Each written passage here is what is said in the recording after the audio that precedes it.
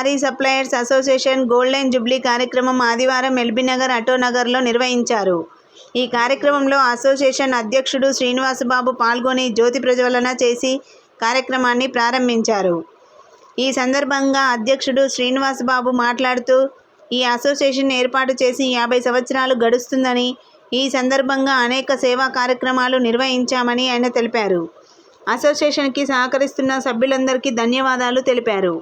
ఈ కార్యక్రమంలో అధ్యక్షుడు శ్రీనివాసబాబు, ప్రధాన కార్యదర్శి శ్రీనివాసరావు, టేజర్ శంకర్, ఉపాధ్యక్షుడు యాదగిరి రెడ్డి, వెంకటేష్, జాయింట్ సెక్రటరీ ధర్మారావు, చంద్రశేఖర్ రెడ్డి, లైక్ అహ్మద్ తదితరులు పాల్గొన్నారు.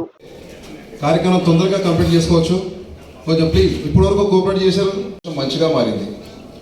అందరూ అధ్యక్షులు హైదరాబాద్ లారీ సప్లైస్ అసోసియేషన్కి ఉన్నతికి పాటుపడిన వారే. అందరూ కలిసి ఐక్యంగా ఉంటేనే అది యూనియన్గా గుర్తించబడుతుంది.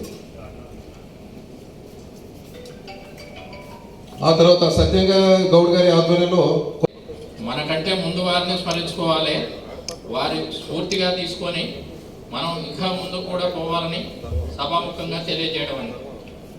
బ్రహ్మ అన్న నాకు బాగా సహాయం చేసి నన్ను నిలబడడానికి కారు కొట్టాడు. అలా కష్టపడి ముందుకు వచ్చిన వాళ్ళలో నేను కూడా ఒకటి.